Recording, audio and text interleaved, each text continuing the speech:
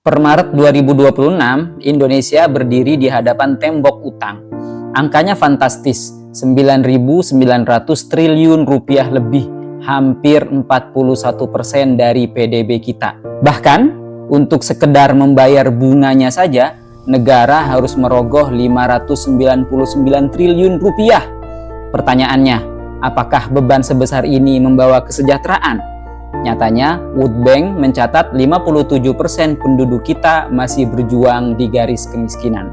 Di tengah himpitan ekonomi, kedaulatan kita dipertanyakan.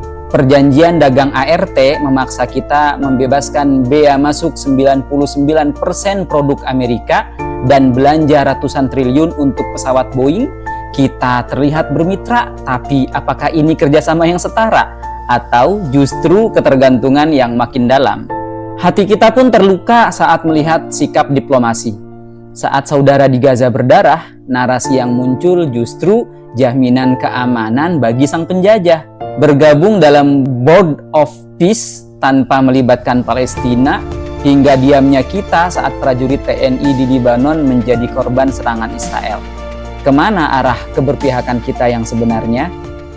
Sahabat, dalam Islam, kebenaran bukan ditentukan oleh suara terbanyak, jabatan tinggi, atau pujian para ahli. Kebenaran punya ukuran yang pasti di sisi Allah Subhanahu wa Ta'ala. Pertama, menjadikan Allah sebagai satu-satunya pembuat hukum.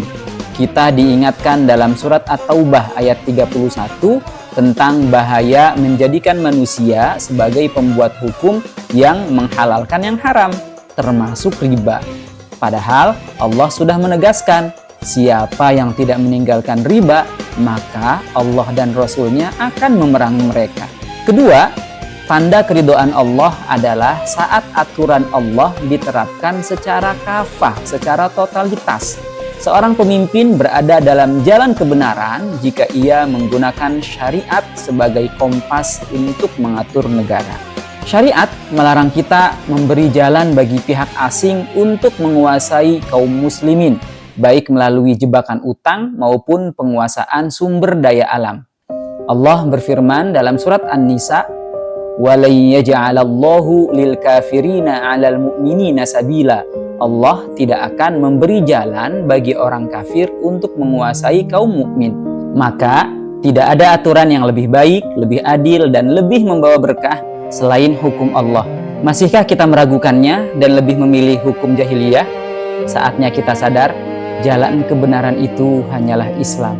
Wallahu a'lam bishawab.